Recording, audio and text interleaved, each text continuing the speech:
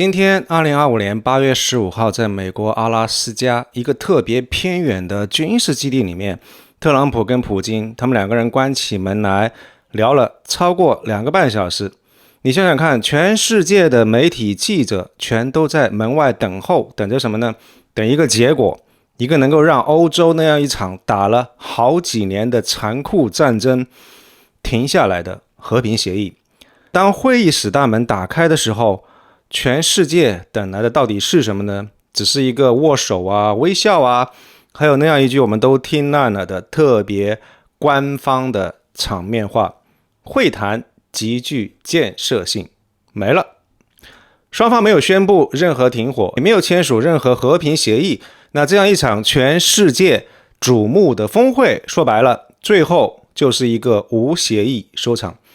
但是您千万要注意啊，在国际政治这个大棋盘上，没有结果有时候本身就是一种结果，而且是最重要的那个结果。这次阿拉斯加的美俄峰会啊，其实就是这么一个典型的例子。它表面上好像什么都没有解决，但实际上在桌子底下其实已经改变了很多东西。今天这个视频我们就来剖析一下本次阿拉斯加美俄峰会背后的门道，艾森会带领搞清楚4个核心的问题。第一个就是美国跟俄罗斯他们俩来到这个地方开个会，心里各自打的是什么样的算盘，到底谁是真正的赢家。第二点就是为什么非要选在阿拉斯加这个冰天雪地的地方，为什么要把乌克兰跟欧洲那帮盟友晾在一边。那第三点，这样一场会谈对于俄乌战争的未来到底意味着什么？是和平的曙光眼看着就要看到了，还是说将来天可能会更黑了呢？最后一点也是非常关键的一点，就是当美俄这2个大佬直接在那儿扳手腕的时候，对于中国意味着什么？那所有这些问题的答案肯定都藏在那2个半小时的闭门会谈里面。虽然我们进不去这个门哈，但是我们也能够在这个冰冷冷的非常残酷的国际地缘政治的现实里面找到一些答案。那想要看懂阿拉斯加这样一场戏，我们要先搞明白一件事情，就是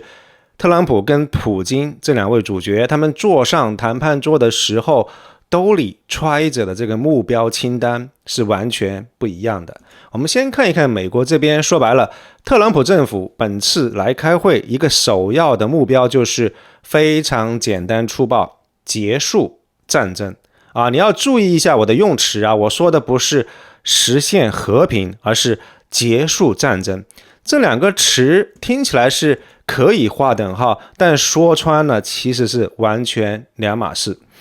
结束战争这个目标当然是为了美国的长远的国家战略来服务的，它并没有考虑怎么样去达成和平，因为这个可能是乌克兰更关心的。当然，结束战争这个目标也是为了美国的国内政治，为了特朗普本人的目标来服务的。你想想看，特朗普竞选的时候，他就曾经为美国的选民承诺过，说他自己能够非常快就结束战争，甚至可能在24小时、48小时以内就能够结束战争。那他必须要兑现承诺啊！你看他现在都已经上台这么长时间了，他必须让他那些支持者看看什么样才是交易大师，什么样才是和平缔造者，对不对？所以特朗普他急需一份能够拿出来的，能够扬给全世界看的一份和平协议，一个能够让他立马发推宣布胜利的文件。当然了，他还有几个小目标。第一个目标就是赶紧把乌克兰那些军事跟财政的援助彻底给停掉，因为对他来说简直就是一个无底洞烂摊子，还不如赶紧把钱拿回国内来用。而第二个呢，他也想证明他那样一套非常个人化的，比较类似于商业上做交易的外交手段是管用的。他可以用来证明说他绕开欧洲的盟友跟各种欧盟的官僚，自己单刀赴会，比那些传统的多边谈判效率要高得多。那所以问题来了，我们知道了特朗普他怀里揣着的这个目标清单之后呢，这个问题就是他达成了他的目标了吗？我觉得这个事儿得两说。基本上一句话来讲清楚的话，算是一次成功了的失败。怎么说呢？从他最想要达成的这个核心目标来看，他失败了，因为并没有签署任何和平协议，他没有拿到那份梦寐以求的文件，没办法当场向全世界宣布他的胜利。他非常想要的那样一种戏剧性的高光时刻，说实话是落空了。但是我们从另外一个角度来看，他又好像得到了他想要的东西。你可以想象一下，峰会本身其实就是搭建了一个巨大的政治舞台，他可以对国内的他的支持者说，你们看，我正在非常积极的想要解决前任拜登政府搞不定的这些烂摊子。那至于为什么没有达成协议嘛，这个非常容易解释，因为问题其实非常复杂，或者说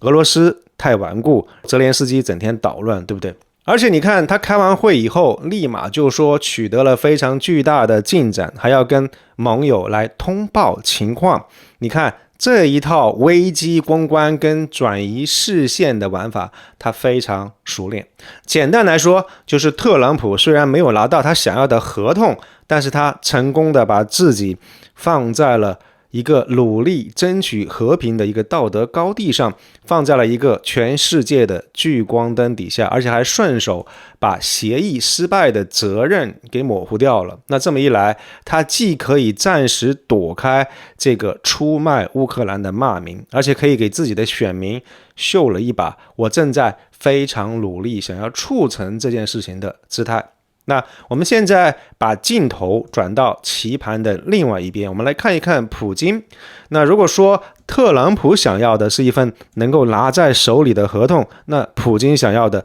其实是一个地位。对于克里姆林宫来说，本次峰会最重要的目标其实不是和平协议，而是打破从2002年这个战争开始以来，西方对于俄罗斯的全方面的外交孤立。那如果能够有机会跟美国总统在全世界媒体的焦点面前平起平坐，那这件事情本身就是对于俄罗斯大国地位的一种确认。这个等于是告诉全世界，也告诉他国内的民众，来看我们俄罗斯是打不垮的，也是谁都不能够忽视的世界大国。那我想这个目标的重要性是完全超过了在乌克兰问题上达成什么具体的和平协议。那我想普京其他的目标也同样非常清晰，而且招招致命。第一个就是要顺便分化西方阵营，通过跟美国直接对话，普京他非常成功的把乌克兰跟欧洲国家给绕过去，让他们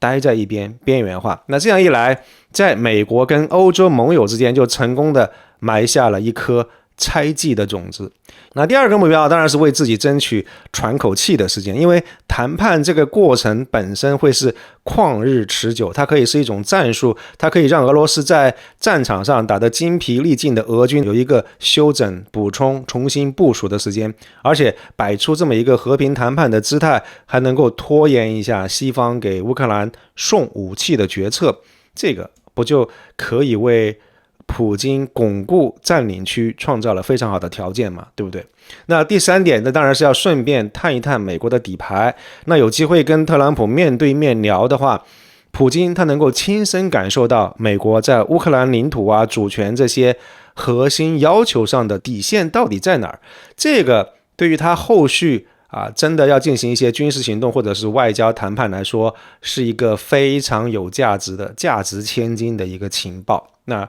所以普京他的这个清单我们也看到了，但是他的战果怎么样呢？在我看来，这个美俄的阿拉斯加峰会对于普京来说是一场完完全全的、彻彻底底的战略胜利。普京他几乎实现了他所有想要的目标，而且他几乎没有付出任何实质性的代价。他非常成功的站在了美国总统特朗普给他搭的全世界媒体焦点的这个舞台上，他享受了最高规格的接待，美国空军的战斗机都曾队形飞过两位元首的头顶。俄罗斯国内的媒体当然是铺天盖地的宣传，把这个事儿塑造成一场巨大的外交胜利。我想这个对于普京他巩固国内的政治地位来说，帮助太大了。普京非常成功的把美国从乌克兰、欧洲那个圈子里拉出来，变成是美俄1对1的单挑。那会谈的时候，他守住了俄国几乎所有的核心的立场，没有见到一些实质性的公开的让步。而会后，他甚至还能够邀请特朗普访问莫斯科，想把这样一种高层见面变成一个常态化的往来。所以我们可以总结一下，阿拉斯加峰会的第一个回合就是特朗普拿到了一场可以用来宣传的政治秀，而普京呢，赢得了一场实实在在的战略的胜利。那么问题来了，普京是怎么样可以做到兵不血刃就赢的呢？光是因为他更聪明吗？当然不能这么说。我觉得更深层次的原因就是美国的外交政策本身其实正在发生颠覆性的转变，而这个才是阿拉斯加美俄峰会真正的内涵。接下来就带出我们想要聊的第二个核心问题，为什么是阿拉斯加？为什么乌克兰跟欧洲被排除在外？我想这次峰会的形式本身就是一把钥匙，能够帮我们看清美国的外交政策现在到底发生了一些什么样深刻的转变。那本次峰会最扎眼的一个特点就是它是非常严格的双边会谈，它把冲突的核心当事人乌克兰跟美国最铁的欧洲盟友完完全全关在了决策圈门外。这个安排简直就是特朗普政府美国优先外交哲学的完美的表演。这样一场哲学呢，其实就是用一场我称之为交易主义的逻辑来取代过去70多年整个西方世界都在玩的联盟主义。那在交易主义的世界里面，国与国之间的关系可能会被简化成一笔一笔的买卖。联盟它不再是基于共同的价值观跟长期承诺的这个伙伴关系，反倒可能成为一种负担。与其说跟这些盟友商量来商量去，经年累月的毫无成果的开会会谈，与其是这样，倒不如把这些妨碍做生意的障碍都给消除掉。更何况欧盟这帮人过去几个月、过去大半年，我们也看到了，他们实在是太拉胯了。所以特朗普他坚信他自己个人跟普京两个人进行双人的对谈，直接聊，能够更加有效的搞定乌克兰问题。那这样一种单干的行为，其实对于西方盟友之间的信任，在某种程度上算是一种毁灭性的打击。我们可以想象一下，对于欧洲国家，特别是北约东边的那几个像波兰啊、波罗的海三国啊，他们看到美俄两国的领导人就这样直接越过他们的头顶来决定欧洲的命运，这个会让他们想起什么呢？我想他们会想起1938年的这个慕尼黑协定，想起1945年的雅尔塔协定。这两次协定，大国都是为了自己的利益，直接眼睛都不眨一下的就把小国的土地跟主权给出卖了。那这样一种随时都有可能被出卖的焦虑感，会严重的动摇盟友对于美国北约第5条，也就是集体防御承诺的信心。那欧洲这些人呢，最担心的就是一个把做成交易当成第一要务的美国总统，很有可能为了换取俄罗斯在别的问题上的合作，或者仅仅只是为了拿到一个可以拿出去炫耀的和平协议，就会接受一个牺牲乌克兰并且最终损害整个欧洲安全的方案。而面对一个越来越让人看不懂、越来越靠不住的美国，欧洲内部那样一种想要强调加强战略自主的声音啊，比如说法国，他们肯定会越来越大。战略自主4个字说白了，就是欧盟想要在安全啊、防务啊、经济这些关键领域自己说了算，减少对于美国的依赖。而特朗普政府的这样一次单边的行动，不管它本意如何，客观上都会促进或者是催化欧洲想要搞这个战略自主的这个意愿。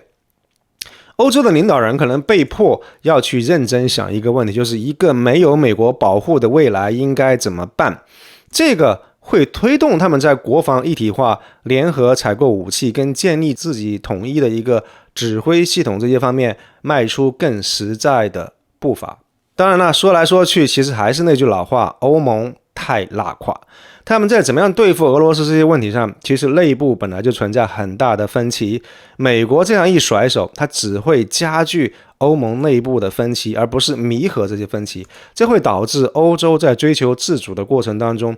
更加四分五裂。我想阿拉斯加峰会呢，深刻地改变了地缘政治的博弈的结构，它强化了特朗普、普京这样一条个人化的、交易化的直接联系。那与此同时，削弱了美国、乌克兰跟欧洲这个基于共同价值观跟安全承诺的传统的联盟。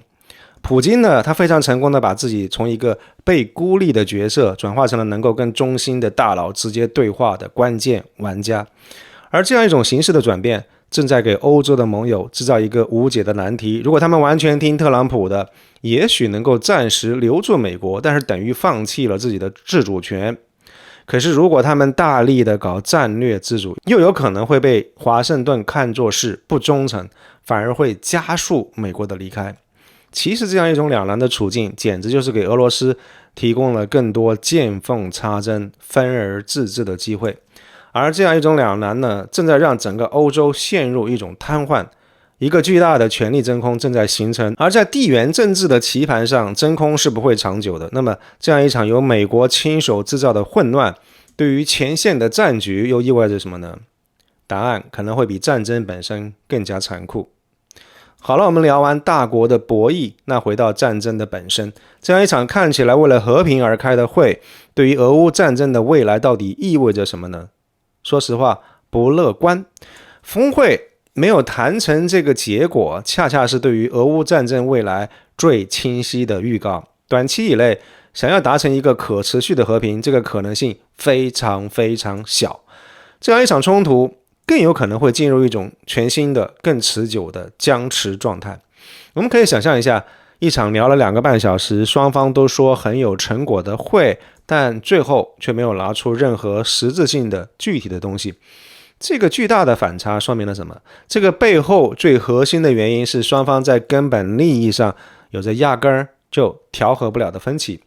俄罗斯的核心要求一直没有变过，就是乌克兰军队要撤出那4个已经并入俄罗斯的州，并且要放弃加入北约。而乌克兰的红线也同样清楚，绝不接受任何新的领土让步。当然，特朗普会后也提了一句，就说还是有1-2个比较大的分歧点没有解决，这个很可能指的就是领土跟主权这些核心的诉求。既然大家的分歧那么大，为什么会后还都说谈得很成功呢？这个其实就引出了另外一个非常关键的判断，就是象征意义比什么都重要。对于普京来说，开会本身其实就是打破了外交孤立，重新回到了大国的牌桌。能够飞到阿拉斯加这件事情本身已经是一件最大的胜利了，协议内容相反反而没有那么重要。而对于特朗普来说呢，摆出一个努力促进和平的姿态，塑造一个和平缔造者的形象，对于他来说，某种程度上已经达到了他想要的一个国内政治的目的。那所以换句话说，2位领导人都从峰会的这个过程跟仪式感这样一些形式上的东西拿到了自己想要的东西，所以对于实质上的谈判的结果的失败，暂时也是可以忍受的。那既然全面的和平协议希望渺茫，那么俄乌战争最终可能会往哪个方向去走呢？我想答案就会是变成一场大规模的冻结冲突。冻结冲突这个词儿听着可能又有点陌生，但它其实是在俄罗斯周边地区维持影响力的一套老战术了。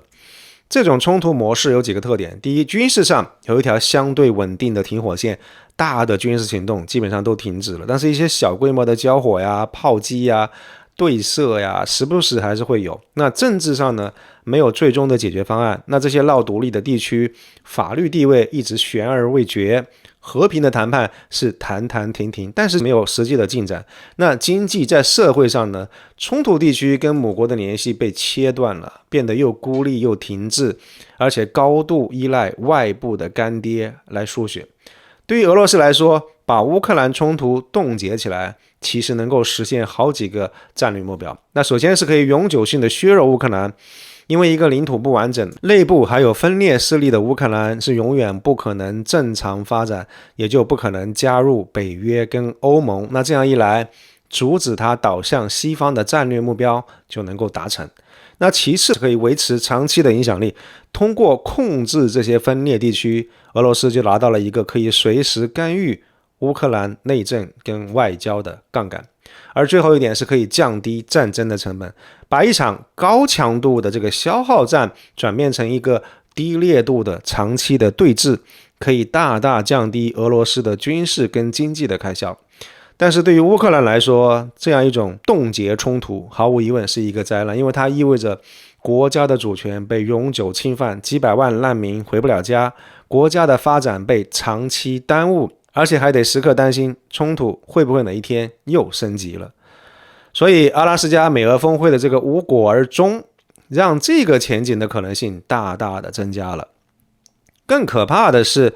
俄罗斯很有可能正在非常巧妙的把和平谈判这个过程本身武器化，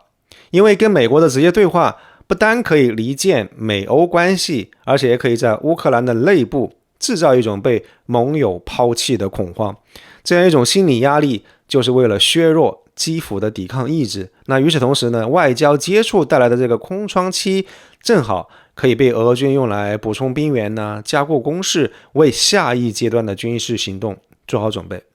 所以我们看到普京的真实意图，他似乎并不是想通过谈判来结束战争，而是把谈判当作是战争的一种变体，一种辅助手段，来服务于他在战场上没有能够完全实现的军事跟政治的目的。但是发生在阿拉斯加冰原上的这个美俄元首的握手，对于千里之外的中国意味着什么呢？当特朗普把结束俄乌战争当作是他目前的头等大事的时候，也就意味着他的全球战略重心会暂时的从对华竞争上挪开一点。这样一段窗口期呢，就给中国在印太地区巩固自己的地位提供了更大的活动空间。那与此同时，峰会也暴露并且加剧了美国跟欧洲盟友之间的矛盾，这个给中国的外交提供了切入点，它可以抓住这个机会，加强跟欧洲不同国家之间的沟通跟合作，可以有效的削弱美国拉拢欧洲搞反华统一战线的努力。那最后美俄主导的这个和平进程现在卡住了，说明他们之间直接谈局限性很大。那作为对俄罗斯有重要影响力的全球性的大国，那中国在调停俄乌冲突当中的一个潜在的作用会变得非常重要。不过说实话，在这些短期的机遇背后，也藏着一些长期来说的必须要警惕的风险。首先第一个，